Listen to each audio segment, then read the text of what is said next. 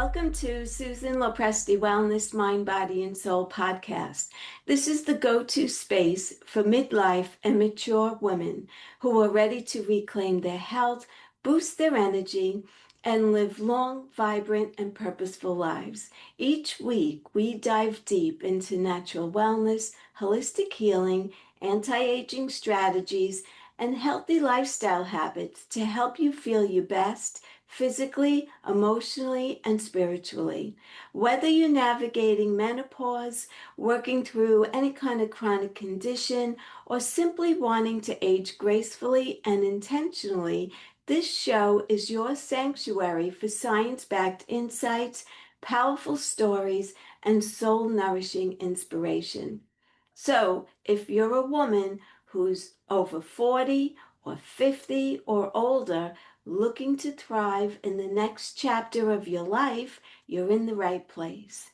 Today, I have a very special guest with me. Her name is Megan Edge. And since 2007, Megan has been helping people via her counseling services with a focus on empowerment and deep healing of emotional, energetic, and physical trauma.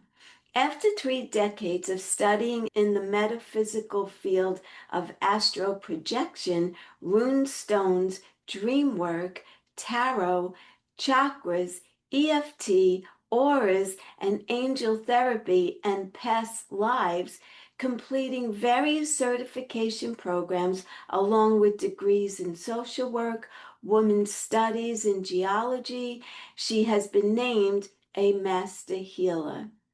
A generational forager, Megan has ethically harvested from the forest since a child, and now, through her shop, Beyond the Garden Gate, she shares Mother Nature's healing bounties with her teas, her salves, and tinctures. She's also the creator of the Heart's Journey, Healing Hearts Oracle Cards and Guidebook. So without further ado, Megan, welcome to my podcast. I'm so excited to have you here. I have a ton of questions that I've already written down, and I can't wait to dive into this powerful conversation with you. Susan, I'm really excited to be here as well. Good, I'm so glad. So, I understand that you've been on a path of deep study and healing for over 3 decades. So, can Yes. you share with us what first drew you to metaphysical work and healing? Like, did you know as a young child that you had some kind of a gift, or did it come on later on? Oh, that's a good question. I wasn't aware as a child that I had a gift, but when I look back on the sorts of things that I used to do as a child, it's clear to me that I certainly had a desire to be of help to other people, to help make things better if I could. If there was a rainstorm and there were worms stuck in puddles, I'd save the worms, and if there was a bird with a broken wing, I'd take it home to my mom. And equally, if there was a friend who was sad or upset about something, I would do everything I could to comfort them and try to make them feel better. So it's certainly something that came naturally to me, this desire, this empathy, I Yeah. guess as an empath, right? When I see something or someone that's in pain, I instinctively want to help them with that. The path to healing is a little different. Personal, I mean, it's one thing to be a healer for other people. It's another thing to be a healer for ourselves, and that Yeah. isn't always the easiest if we don't recognize that we're in pain. But from an early age, let's see, well, university, I did crisis counseling training and I was an on-call crisis counselor at the age of 20, 21. And I began to realize fairly quickly that the women who were dealing with immediate trauma needed somebody who had more experience than I did at that age because I hadn't done a lot of my own work yet.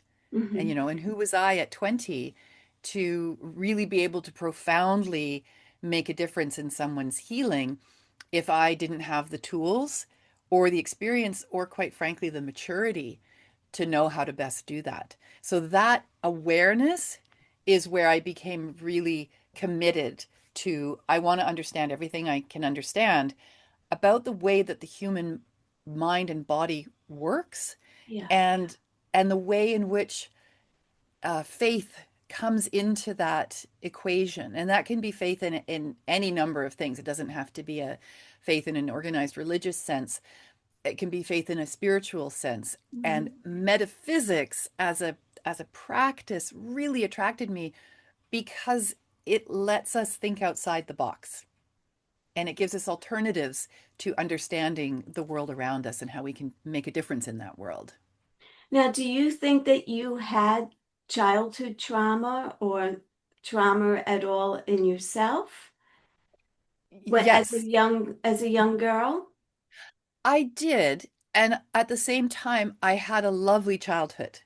I had a really loving mother and father. I had a cottage that I could go to. I was exposed to nature right from the get-go, which has become a really major component in the healing work that I do now. Yes.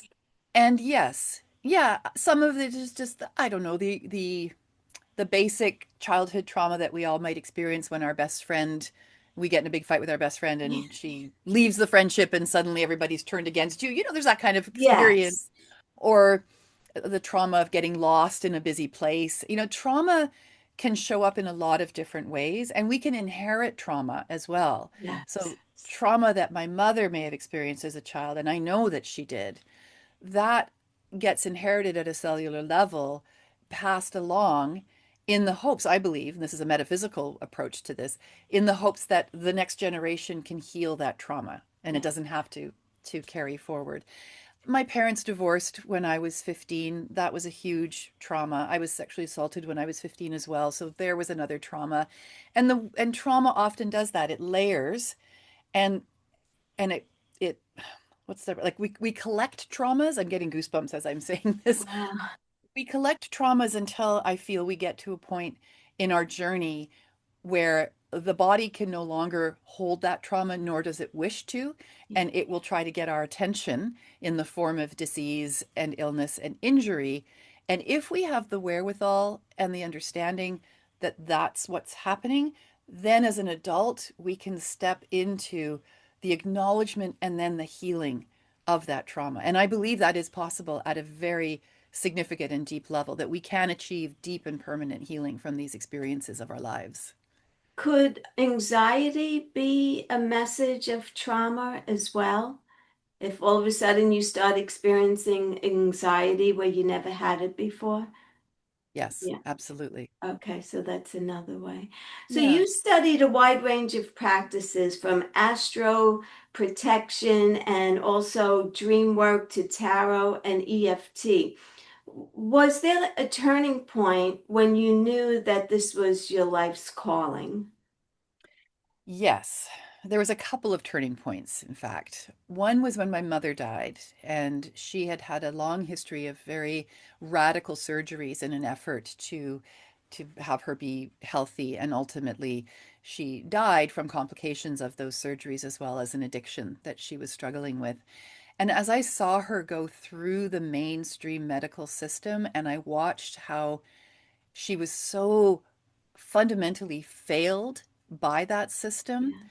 And I knew that at the time I couldn't do anything differently to help her. I didn't have the tools yet to help her, but that really that was transformative for me. How How could old were her you? How old were you when that? Well, I was in my early 30s when she died, but she'd been struggling with these health issues for much of her adult life and certainly the last 10 years of her life. Okay. She has I mean, I now believe that she had celiac disease, but it was misdiagnosed and misdiagnosed, and she ended up with a radical ileostomy, which is when the entire large intestine is removed, as well as a complete bladder reconstruction, hysterectomy. There was all of these really invasive surgeries that she underwent in an effort for her to be healthy, except that each one of these experiences made her less and less healthy. Yeah. And she lost her sense of herself as a vital human being as she went through these surgeries. And the thing that was missing, Susan, from all of this experience for her was any kind of support or counseling at the medical level. You know, she went in for exploratory surgery and she woke up without a large intestine. That Wow. is a life-altering experience. And no one spoke to her about what this was going to mean moving forward. No one asked her how she was. There was no supports in place for her when this was happening to her. And I could see that as a really significant lacking in our medical system, in that we only address the physical, we do not address the emotional and the energetic. And you cannot have permanent healing, in my opinion, unless all three of those aspects of the human experience are taken into consideration Yes. when we're doing this kind of healing work. And I don't think they're there as of yet, as far as the medical field. They're not there. Certainly, no, certainly not in mainstream medical training. No. Now, there are doctors, I'm witnessing doctors stepping forward who have become very disillusioned with the way in which they were taught and also how they're allowed to practice in terms of the limitations of that practice and those abilities. And they are now seeking a different kind of education and bringing in a more functional model or Yeah. a more holistic approach, in a sense, going back to the days when the wise women of the village knew every single person and everything that was happening in their lives, and so could address a scenario, a situation from that holistic perspective. Or when the early doctors would come into the house and they would see the circumstances and understand that those circumstances could be leading to the illness or disease that their patient was presenting with. And we just don't have that anymore, but I believe we're coming back to that, at least some percentage of medical. I do as well. I do as well. I want to just finish up with the medical. Mm, I do believe that functional medicine is becoming more and more known, and hmm. a lot of women, especially menopausal women, are turning towards functional medicine because they're not getting the answers in conventional medicine. I also see a functional medicine doctor, and that's when I started, when I was in perimenopause. So I'm Hmm. hoping that things will change. The unfortunate part of functional medicine is that it's not covered by medical insurance. Yeah, So that makes it a little bit difficult for people who don't have the means to be able to afford that. that's so true. And it's equally true for the kind of work that I do and I have been doing for the last 30 years. There is no governing body in Canada for energy healers, intuitive counselors, alternative trauma healers, herbalists, there's, and so because it's interesting, because there isn't a governing body, it means that as practitioners, we're not bound by a set of stringent rules and regulations about how we can engage with our clients or our patients. Right. But the other side of that is that it lacks a certain consistent legitimacy, and it's generally not covered by insurance here Right. either. Yeah. Yeah, it's sad. Though I have seen in some instances, like our car insurance, if there's a car accident, ICBC, which is our provincial car insurance, will now cover certain modalities like Reiki and acupuncture as methods of healing injury from car accidents. So I have a little bit of hope that Yes. Well, maybe something's baby changing. steps, right? Hmm. Exactly, So you exactly. have to be in a car accident, Hmm. which is sad. So you're known as a master healer. What does being a master healer mean to you, and how do you embody that in your work with clients? Mm, that's a great question. I love how you've worded that. I was gifted the title Master Healer 3 times. And at the third time that a client said to me, different clients said to me, "You really have a mastery of healing. You need to call yourself a master healer."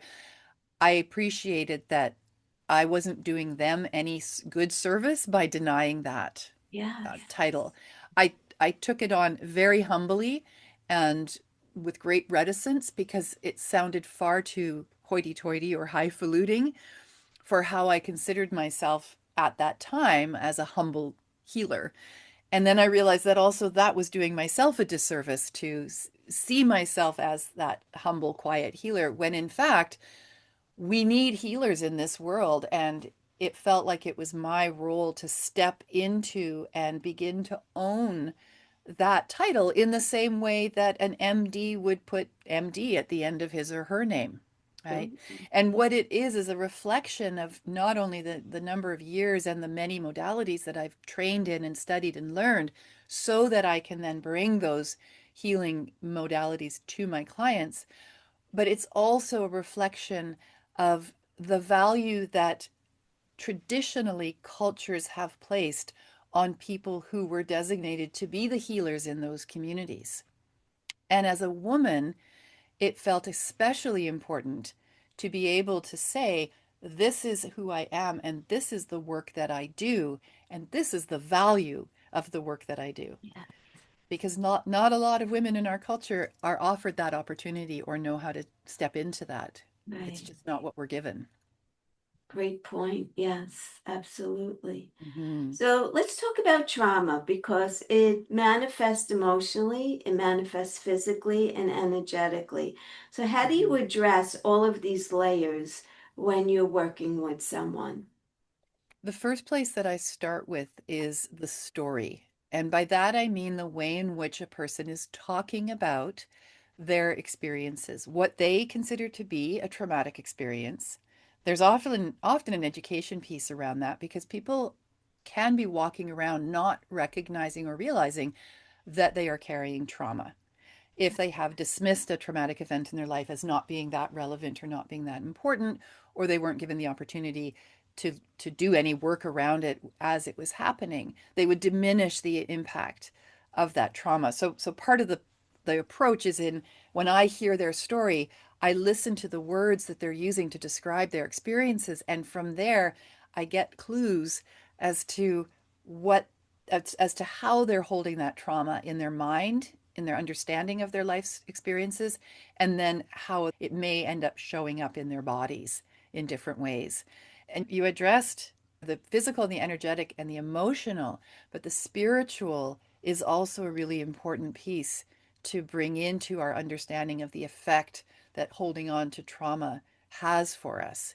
It can shake us to the foundation of our belief systems. And so once I have an understanding of the story as the person is telling it and can gently demonstrate other ways in which they can speak of themselves, but also the value of their experiences and give those experiences meaning and purpose in their life, Mhm. then we can start to shift the relationship that my client has with their life experiences. And therein lies that deep and permanent healing. So rather than remaining a victim to their experiences, they begin to own, integrate, and understand on that spiritual level the possible how and why these experiences have shown up in their lives, or at a deeper level, and certainly not a first session, but maybe 6 or 7 sessions in, why at the soul level they would have called those experiences in Right. and what their participation was in those experiences for the value and purpose that that could give to them as they understand themselves. Would you consider that generational trauma? Absolutely generational trauma, but it can also be super fresh trauma. Yeah. It can be something that happened last week. And here's the thing, if it's something that happened last week, we can get on it right away. Yes. And then the person doesn't have to hold it for so many decades. Right. But with generational trauma and Hmm. it being repressed, so the person doesn't know Hmm. why these symptoms are manifesting, how do you get to the core of what the trauma is all about? Sometimes and sometimes not. Mhm. And it's less important in the work that I do, Susan, for somebody to be re-traumatized or to Oh, take on at a conscious level the trauma that their mother or father or great grandparents may have experienced. We work with a buffer between the experience itself and the person's awareness of that experience. And I help my clients move into what I call the observer role, in that they can see through their memory or through the stories that have been told to them what that trauma could have looked like and what it could have been for the ancestor, but they don't embody it themselves. They don't have a trigger physiological response to that trauma. So it's more of like we tap into the intellectual energy, of understanding, let's say, for example, the Holocaust. My step family is Jewish. My step grandparents were in the Holocaust. They were in the concentration camps. They had some horrific experiences, as many did. Now, I don't have that generational trauma, but my stepmother does, and my stepsisters and brothers do. They have it through their DNA. I can help my if my stepmother was a client of mine, I could help her distance herself intellectually and emotionally from the experiences of the earlier generations in order for her to, in a way, what's that word when you step into the role of for somebody else? Embody? Yes, embody, but surrogate. Oh, She can yes. surrogate, she can be the surrogate for the healing Yeah, of those previous generations and be able to access healing at a level that the her mother and her father and her grandparents perhaps didn't have an opportunity in their lives to do so. So she can do it for them. That's how ancestral trauma gets healed. It's okay. when someone in this generation is willing to be a surrogate. And in that intention, and the intention around healing is very important in the intention to heal, to release from the genetic line, the ancestral line, the energy of that trauma. We don't need to go into the trauma. We don't need to experience it at our own physiological level. We hold space for it. And that's at a deeper energetic level. And we often do that through energy healing work, where words are no longer sufficient to describe what the person has experienced because it's at a cellular level. That's when we move into the intuitive energy massage, which is a modality that I've created and I certify people in, that brings in the body's ability to communicate through touch and through energetic healing what needs to be released without us having to go back into the minute details of that traumatic event or those traumatic events. So you don't have to relive it or You relive don't. someone else's trauma. You do not have to relive someone else's trauma. You also don't have to relive your own trauma. And with trauma healing, my experience has been that usually by the time someone gets to someone like me, they've been down some very conventional roads and they've done a lot of talk therapy, but the talk therapy hasn't healed them. It's only re-traumatized them because Yeah, there's no mechanism within the talk therapy for the therapist to then do something different with that story, with that information. right. But when we add in the spiritual component, we add in the purpose and value, we add in the intellectual, the energetic, and the emotional, then we can access what's beneath the story and we don't have to re-traumatize the person, the client. Instead, like I said, we can hold that energetic space for that healing to happen. And I've seen some amazing releases of energy on my table and in my healing room when we hit that core source. Yeah. And this is the other thing about trauma layering. If we find the initial first trauma of anybody's lifetime and we can do the healing work of that event, then it's like a house of cards. And everything else that has been built up on that Oh, trauma and all the additional traumas, they also heal without us having to go through every single one of them ah, in detail. that's excellent. Now, Yeah. do you work with clients online, virtually at all, or is everything in person? No, I can do both. I've had clients from all around the world. I do love the in person. Yes. I also understand that energy doesn't have limits or barriers. So if we're sitting here, I'm in my home, you're in your home, but we're in each other's energies. Our Yeah, energies have connected across time and space for us to hold this conversation. So the same thing happens in any kind of healing work that we do online as right. well. Yeah. So let's talk about foraging. Is that how you say it? Forage? That's how you say it, foraging. Foraging. And Yes. herbal medicine. So you've Mhm. been foraging since you're a child, Yes. right? Yeah. So what is that all about? Yes. So, for those who are not familiar with the word foraging, and it was only recently that I realized and understood that not everybody is familiar with it because it is something that I've grown up with my whole life. Essentially, what foraging is going out of your environment, potentially, unless you're doing urban foraging, but we can get to that in a moment, You're going out into a natural habitat. You're going into a forest, you're going into the fields or a beach, a lake, something like that. And you're identifying edible and medicinal plants and then understanding how to collect those plants and then taking them home and eating them or turning them into medicine. Okay. That's the basics of it. So if anybody in the audience has ever gone blackberry picking or blueberry picking, Yes, I have as apple a picking, child. yes, that's foraging. Okay. That's I what used that's to what love to foraging is. do that. Mhm. Absolutely. And when we talk about foraging and healing, what you just shared there, I used to love to do that. You have a whole host of memories Yes. about what that was like Yes. and the satisfaction and the thrill and the taste in your mouth when you'd pop one in your mouth that should have gone in the basket and the sun shining. All of that is in your cells as a cellular memory. And when you access that, even right now, your whole system is being flooded with positive healing energy from that beautiful memory that you have. That's how powerful it can be. When you talked about picking berries, that image, when I was a young girl, we had a summer house in Long Island, and it was very rural at that time in the 60s. And we used to Mm-hmm. do all kinds of things like that, fishing and picking berries and great memories. And it Yeah. definitely changes the energy in your body. It absolutely does. And how fortunate that you had those experiences. And I had similar ones growing up as well. I always had access to a cottage or green space. And it didn't occur to me until I was in my probably even early 30s that that is not everyone's experience Right. of nature. And I remember meeting one of my students, and I was holding a retreat at our cottage.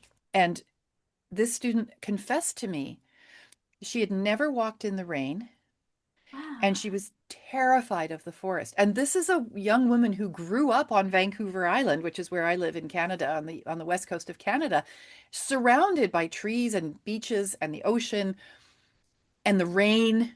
And somehow she got to be almost 25 years old and she had never walked in the rain or gone into a forest.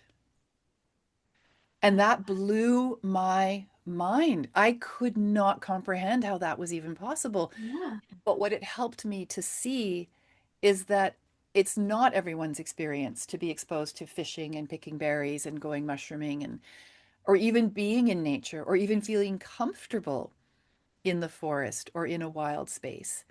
The majority of the population in North America lives in cities and have been taught either overtly or covertly that nature is scary and we shouldn't engage with it. So, to bring people back to an understanding that we are part of nature, we come from nature, there is nothing to fear in nature. I'd be way more afraid to go to a nuclear power plant than I would be to go walk in the woods. For goodness sakes, there's a lot of things in a nuclear power plant that can kill me, but there's very little in the forest that's going to do that. You know? Absolutely. But even if it's something as simple as going to a green space, finding the local park and sitting underneath a tree and acknowledging the tree, learning what kind of tree it is, just engaging in some way with nature because it is all around us, even in the deepest parts of the cities. There's dandelions growing up in the cracks. Nature's Yes. tenacious. There's Start, a whole bunch of women that I see that actually pick the dandelions out of the grass. yes, I I see do as them well. doing it all the time. Well, but are they picking it because they're eating it, or are they picking it because they don't like the dandelions? No, no, they're picking it to eat it for Okay, sure. good. Because I've asked, Yes. Yeah, the dandelions, every part of a dandelion is incredibly nutritious and incredibly medicinal. And we did ourselves a huge disservice in maligning the dandelion and making it the target of many, many herbicide campaigns. And in fact, in Canada, we have something called the Noxious Weed Act. I think there's something similar in the United States. And it's a list of plants that, if discovered in your garden, if a neighbor sees it in your garden, a neighbor can call the bylaw officer to come and identify this plant and then have you eradicate it oh, and fine you. And dandelions oh, used to be on that list. They used to be on that list. Things like foxgloves are on that list. Potato vine is on that list. It's a huge, huge list. Most of the things that are on that list are not going to kill you. Most of the things that are on that list are medicinal and have been used for tens of thousands of years for their medicine. Wow. Interestingly, I'll just let people get to come to their own conclusions around that. But Yes. I want to ask you, what are a few herbs or plants that you believe every woman should have in her wellness toolkit? well, dandelions, absolutely, because we were just talking about it. Dandelion root is excellent as a liver tonic, and you can buy dried roasted dandelion root as an alternative to coffee. And what I do with it, I harvest my own. And you do want to make sure with dandelions that you're picking them from a place that hasn't been sprayed with herbicides and that Yes. is probably not right next to the road, to a busy road, because you're going to have exhaust and tire bits and stuff like that on them. But if you've got a nice spot in your garden where you can start growing dandelions, excellent as a liver tonic, excellent as an anti-inflammatory, and an overall boost to the immune system. The leaves are edible. You can put them into salads. You can blanch them like you would spinach leaves, Hmm. uh, or you can dry them and powder them. That's what I do. I mean, I also freeze them and I use them in soups and stews and things like that. And the flowers are wonderful for making dandelion wine, if anybody's feeling, that ambitious, or sprinkling the petals in your salad. So Right. it's a complete tonic for the body. Another one that I love is stinging nettle, especially the early spring stinging nettle shoots just as they're coming up. This is again another amazing spring tonic. And when we think of spring tonics, they're important because our bodies tend to get sluggish over the winter time, and certainly in modern society, our bodies get really sluggish. We want to kickstart our liver, we want to kickstart our central nervous system. We want to boost everything in the springtime. And so these early flowers and herbs that come up are excellent. Nettle has a high silica content, high vitamin C content, so really good for our hair, our skin, our nails, any of our connective tissues. Mhm. It's also really great as a natural antihistamine. So it's another reason to have it in the springtime if people have allergies.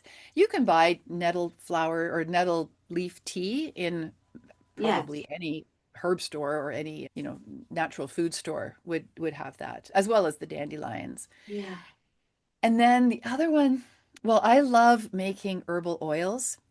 And a Oh. lot of the herbal oils I make with flowers for the health skin benefits that the constituents of these flowers have. So the common daisy, for example, daisies and chrysanthemums are used extensively in Asian cosmetics for the benefit to the skin. They help with fine lines and wrinkles, they help boost collagen, they help with dryness.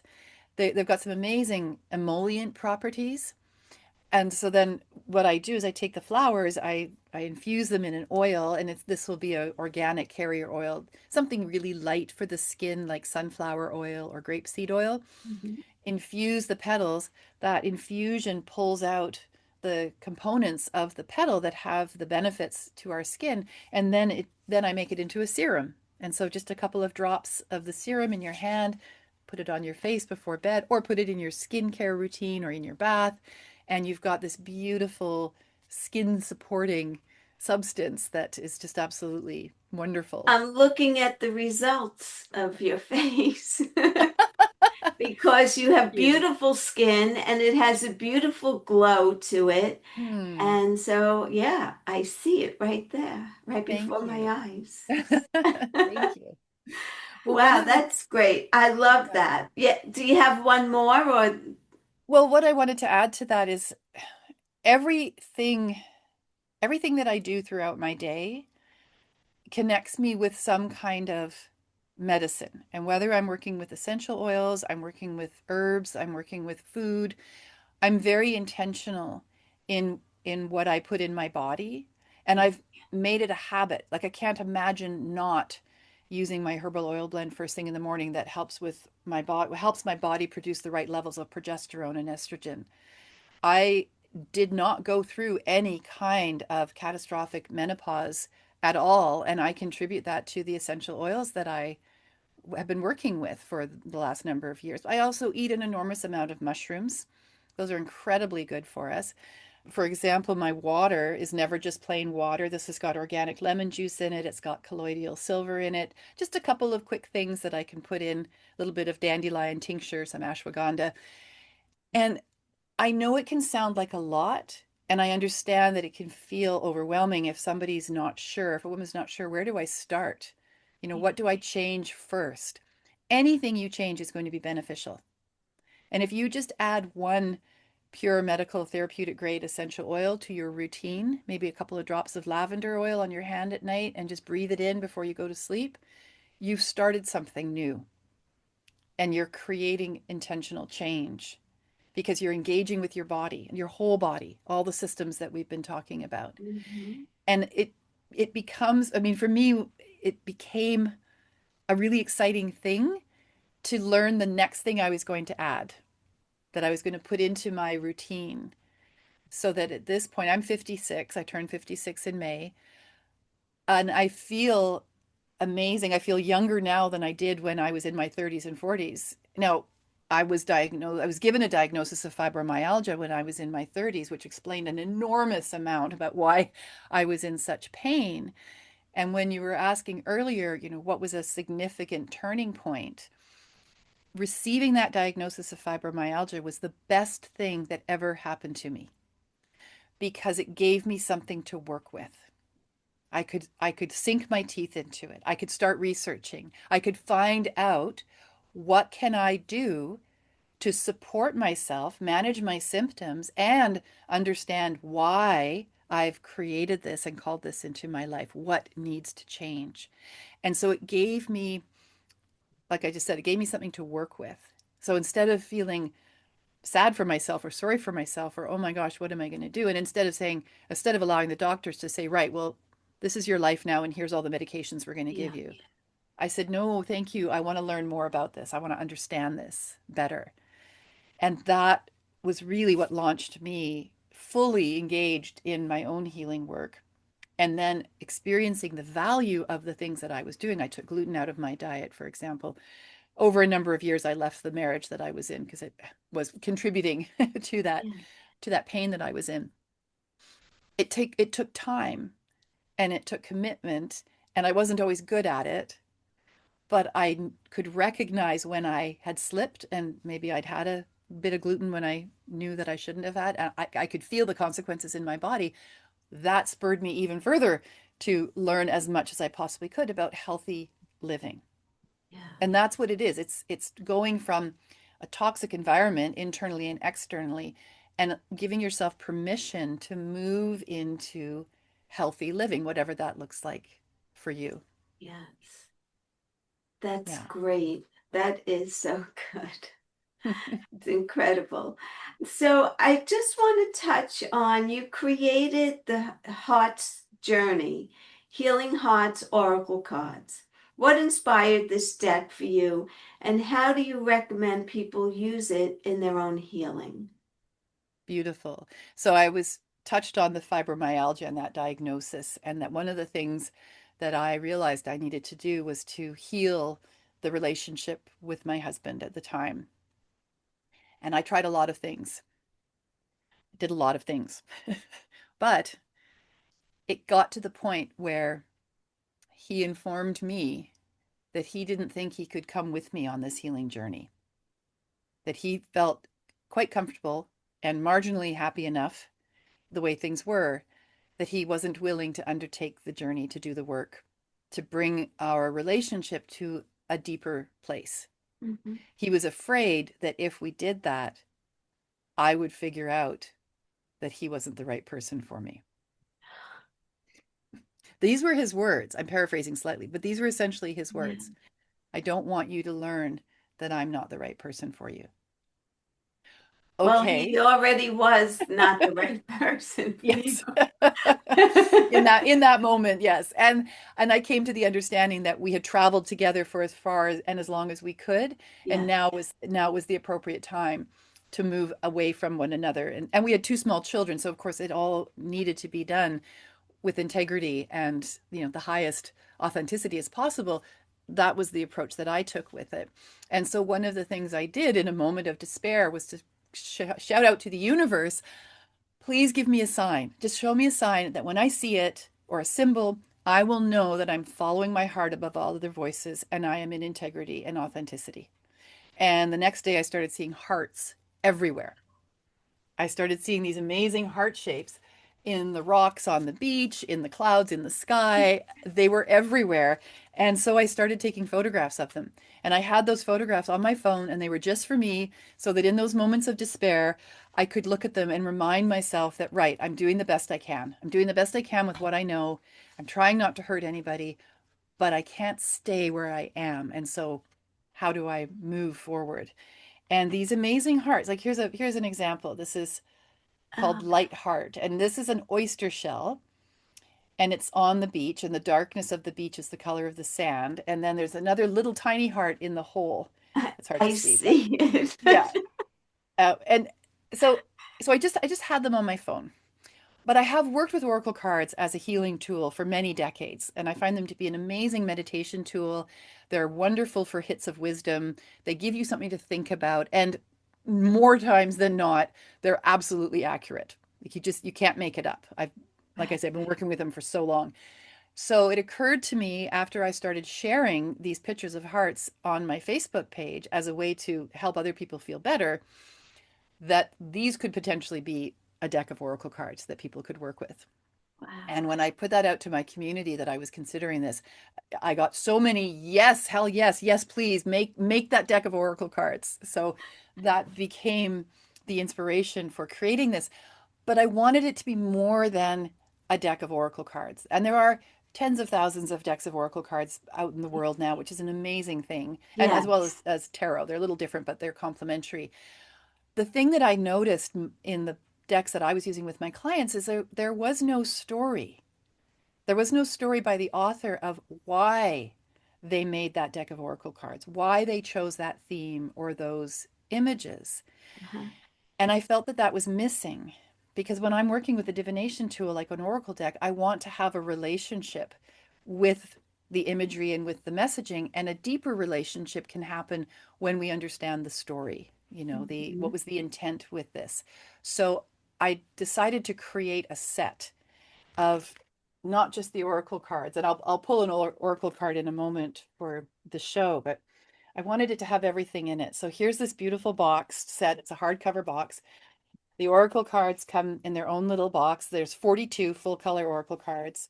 There's a pen, there's a bookmark, and then there's the journal. So you can keep Ah, all of your oracle card readings or your grocery lists or whatever, your wish lists, and then the guidebook. And in the ah, guidebook, I share my story. I share that story of realizing that this marriage had completed its energy yes. and what that felt like and what that was like as the one to say, this isn't, we're not doing this anymore. We can't do this anymore the way that we're doing it. And some of the things that I did along the way to move myself through that process with the integrity and the authenticity that I was trying to achieve. I teach people how to work with oracle cards. Why would you work with oracle cards? How to hold a reading for yourself or for others. And then each card has its own page. Ah, So there's beautiful. more messaging of what was happening for me while I was taking these pictures. Because the thing about these photographs is that every heart is something about what I was experiencing at the time. Yeah. And so the messages on the cards are very personal, but they also are universal to what that experience is like of either being left or doing doing the leaving, right? Right. The light heart card, I love this one. This one says, "You bring light to others even in their darkest hours. Your wisdom and compassion help others see their own value. Bring your gifts to the world. The world needs the authentic you." I love it. And this was so true for me because, Susan, I had lost myself in that marriage. I'd Yeah. lost myself in my relationship with my husband, and I had allowed myself to become very small and very quiet, right? And I You forgot could be that. telling my story right now, but go ahead. Yeah, well, yes, yes. And I just had forgotten who the authentic me was. Yeah. And I had forgotten why I came here. And when I was shared at the very beginning that I was the kid that saved the worms from the puddles after the rainstorm, I'd forgotten that my purpose in being here, in addition to being a mother of two beautiful, beautiful young women now and those little girls who they were at the time, and that's my main focus. In addition to that, it is to hold space for this healing journey so that we can know who our authentic sovereign selves are, and we can show up in the world as brightly as possible and not allow ourselves to be dimmed by other people's insecurities Hmm. or their intimidation by a person who's standing in their brightness. Yeah. Right. And that's a process. It's a beautiful message for the women out there that are listening to this episode. Yeah. This is another one of my favorite cards. So this ties into the medicine and the plants as well as the hearts and the healing heart. So this is a heart knot. And what you're looking at here is a type of lichen. Lichen hangs generally from trees or it grows on rocks. It's one of the very first plants that populated the earth millions and millions and millions of years ago. It's also incredibly healing. Usnea, which is what this one is called, or old man's beard is the common name, is a source of vitamin D. And if you're buying vitamin D liquid, you're either buying it from lanolin, which comes from sheep, or you're buying it as a lichen extract. Extremely high in vitamin D, extremely anti-cancerous. It's anti-inflammatory, and it's very good for the lungs and very good for the urinary tract. It's a natural antibiotic. So Wow. it has all of these amazing medicinal properties. And here there's this little heart shape in the center of Yes. this swath. And what it does is it grows on the trees and then the wind blows it and it falls down on the ground, which is where we collect it. We never take it from the trees. We always collect it from the ground. Okay. And then eventually it'll spore and it'll produce new usnea. It's very delicate. It's like vermicelli noodles. It's very, very delicate. And so the message of the heart knot is that delicate hearts can become so entangled in the judgment of others, causing confusion, pain, and fear. It is time to take a break from struggling to know what another wants of you. Simply float in who you are. Wow. It's exhausting trying to meet someone's expectations if you don't know Yes. what they It's are. impossible as Yeah. well. It is impossible. And I learned that a lot of what I was experiencing, a lot of my fibromyalgia symptoms were coming from that place of extreme exhaustion from trying to convince a man that I loved him when he continually asked me why, Wow. right? I can't be someone else's ego. I cannot be their self-worth. I cannot be their confidence. I can only be my own. Right. And when I am my own, when I am my own self-worth, my own confidence, my own empowerment, then I can be in other people's lives as that. And they can do with me what they want. They can do with that relationship what they want. Right. Right. And it's it's interesting because when we talk about the healing journey, when a person is willing, and I think especially when women are willing to step into, I am going to do my healing work now, we immediately become mentors for other women and other people in our lives. Yes. Right. And other people see the difference. They feel the difference in us. And sometimes they love that and they want to know more. And sometimes they don't love that. Yes. They want to try to make us who they are comfortable with, Yes. which was my experience. And when I realized that, I knew, okay, come hell or high water, I need to move on with my life and my work, the Yes. work that I want to do of helping other people. Do you have a nice relationship with your ex because he's the father of you two girls? I have a respectful relationship with him. Yeah, I as well. Yeah. I had hoped that we could forge a friendship, a new friendship, because we had been best friends for many, many years. We knew each Yeah. other in high school. And it became very evident to me very quickly in this whole journey that that was not going to be the case. And he moved into anger, resentment, and bitterness very quickly. Mhm. And I saw sides of him that I had hoped to never see. And that's when I really knew I can't put myself in this situation any any longer. However, it was always and remains important to me that none of that is ever in front of our daughters, Mhm. and that when we interact with one another at the door, it is respectful, Yeah, and when we co-parent, it is respectful. right. That's the most important thing, really, is your Yeah. children. Yes. Yeah. Yeah, absolutely. This was an unbelievable conversation with you. Where can people connect with you? And Thank how could we get your oracle cards? Thank you. I would love for my oracle cards to be in the Yes. hands of your audience. I have provided an evergreen coupon that will hopefully be in the show notes where people can click on that and receive 20% off of the Okay. cards, and they would come directly from me. So I can personalize Oh, the deck for excellent. anybody who wants them. I will say right now, unfortunately, with the tariffs that are happening at the US, it's not as easy for me to ship to the United States. Oh, I have to pay the duty and the customs, and then I have to pass some of that cost on to my clients. So when somebody orders from the US, they will eventually get their deck when they order it through me. right. You can go to Amazon. I do have an author page on Amazon.com and .ca, and I think you can still place an order through Amazon.com if you wish to. It won't, it'll come wrapped in plastic, and the contents will be in a different order. So I just encourage people to take out the shelf that the cards are in, put it on the bottom, put the books on top, because that's how it should have gone. Okay. But anyways, that having been said, you can also reach me at my website, which is meganedge.ca, and you can order the book through there. Although I don't think you get the discount that way, so use the coupon. Uh, Okay.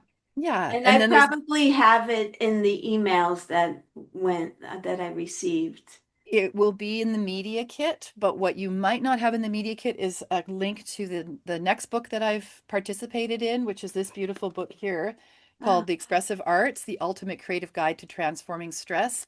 And in my chapter, I share more about that experience. I give you a time shot of what was happening for me at the moment that I realized my life was about to change irrevocably.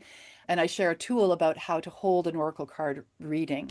There's 21 other amazing authors in this book as well, all practitioners, coaches, healers, who equally are sharing a piece of their journey and then a tool that the reader can use to be creatively artistic in their along their healing journey. wow. I'll make sure you get the link to this one because I don't think that it's in the media kit that you received, because Okay. this has just been published. And I'm also you can find me on LinkedIn under Megan Edge Healing. I have a beautiful YouTube channel with over 300 videos, workshops, talks I've given, podcasts I've done. That's also Megan Edge Healing on YouTube, and then LinkedIn, Instagram, all the usual places. Yes. Yes. The usual suspects. Yes, the usual suspects, exactly. Megan, thank you so much. This was such a pleasure. I enjoyed this episode immensely, our conversation. I feel very connected to you in so many ways, and I'd love to have you come back on again. Thank you. It would be my pleasure, and I've thoroughly enjoyed our conversation. I'm so Yeah. glad. Thank you again. Thank you so much for joining here today. I appreciate each and every one of you. If you enjoyed this episode, please leave me a comment and let me know. And if you think that anyone who you know and love could benefit from listening to this episode, please share it out with them. If you're not currently subscribed to my channel, please be sure to follow me here. And until the next time, be well, stay happy, and bye for now. Take good care, everyone.